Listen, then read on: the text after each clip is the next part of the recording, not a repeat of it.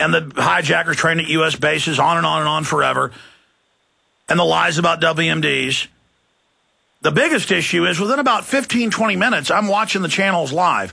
I'm in the shower. My wife, girlfriend at the time, wife now, comes and says, get out, something's happened. And I come out, and I'm sitting there toweling off, and one tower's been hit. And I said, this is terrorism. And she said, no, it's probably just a plane. And I said, no, you watch, it's going to be terrorism. Then another one hits.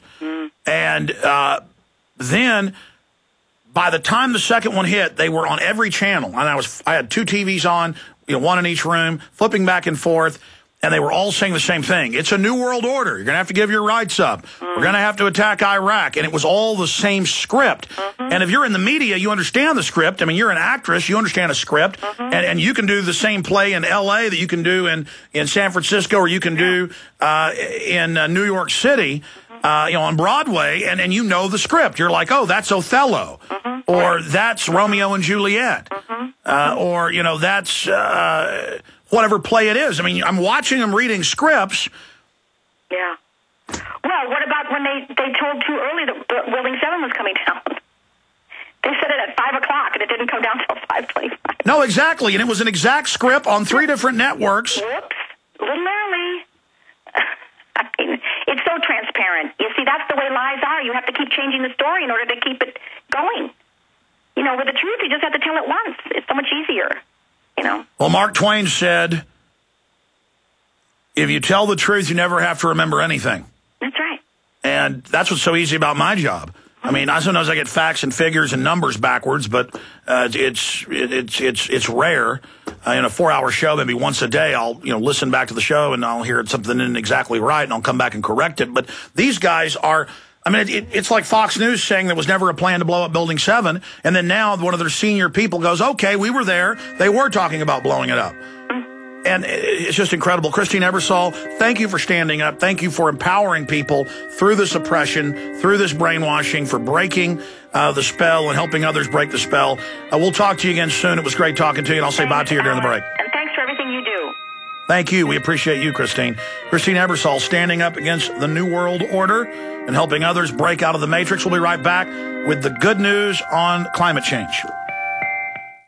When you hear the words water purification, what comes to mind? If it's Berkey Water Purification Systems, this message is for you. Did you know that over 60% of municipal water contains fluoride at less than 2 cents per gallon? Berkey water filters purify treated and untreated water, remove dangerous chlorine, fluoride, and contaminants from municipal water. These filters are powerful enough to purify stagnant pond water, making them perfect for rainwater collection systems. From the smallest to the largest systems, BigBerkeyWaterFilters.com has what you need. With your system purchase, you'll receive a shower filter, a fluoride filter, or 2 sport Berkey bottles absolutely free. BigBerkeyWaterFilters.com would like to offer GCN listeners 5% off all ceramic filter systems and ship all orders over $50 free of charge. Visit BigBerkeyWaterFilters.com. That's BigBerkeyWaterFilters.com. Or call 1-877-99-BERKEY. That's 1-877-99-BERKEY today. They helped to create a new world order. We are part of a new world order. A new world order based upon collective action. Invisible Empire is a damning indictment of the globalists through their own words and documents. The new world order really is a tool for addressing a new world of possibilities. It means all the world under their control. The United Nations would take over America. The Trilateral Commission would control the world. Invisible Empire chronicles how men of power and influence have worked in stealth for centuries to establish an oppressive world government. I believe, first of all, that we now need nothing short of a world constitution for the global financial system. Global governance with the establishment of the G20. So it's going to be an inner ruling elite and then everyone else. And I got news for you. You're everyone else. Invisible Empire. Secure your copy today at Infowars.com or PrisonPlanet.com, or watch it online in the highest quality at PrisonPlanet.tv. Let's talk tough. Let's talk comfort. Let's talk about down-home value, made in the USA blue jeans, like you wore as a kid. Remember? There's a place down in Tennessee where they make blue diamond gusset jeans. They show pride in every stitch Guarantee you'll love the way they fit.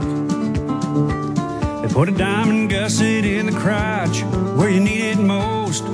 Blue Diamond Gussets got it, others don't. For good old-fashioned comfort, get Diamond Gusset jeans. Every stitch guaranteed. And our Defender motorcycle jean comes Kevlar reinforced. See them at GUSSET.com. That's gusset.com. Or call 888-848-7738. That's 888-848-7738. Diamond Gusset jeans got it, others don't.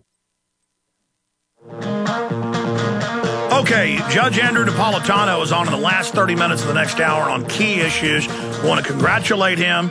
I can find nothing wrong with this guy. And I wish I could say that about everybody at Fox, but we're just really excited to have this constitutionalist on with us. Congratulations to him. He is getting, I knew about this months ago, but couldn't talk about it. He is getting the show on the Fox Business Network that goes out worldwide. So not just a contributor to Fox TV, but now his own TV show, destined to be very successful. And so we're excited about that, and we've got him coming up. I want to go to Tim, Jason, Tim. Sometimes you just get a bunch of the same name, Mark and others that are patiently holding. In fact, I'm just going to go to your calls now, and then when we, 8 after, second segment of the next hour, I'm going to get into the Copenhagen falling apart completely. I mean, this news is so good, so wonderful. We're going to be talking about it. Right now, let's go to Tim in Nevada. Tim, you're on the air. Hey, how you guys doing? It's good to be back in the United States. I call your show quite a bit from South America. I'm touring in the United States on a wrestling tour. I had to come through Washington, D.C., and I had a similar experience to my fellow performer there. I can't believe, when I was listening to what she went through, it sounded like a typical criminal molestation. I mean, I couldn't believe what they put her through, but they made me take my championship belt out of my bag because they said it was blocking the view of my carry-on.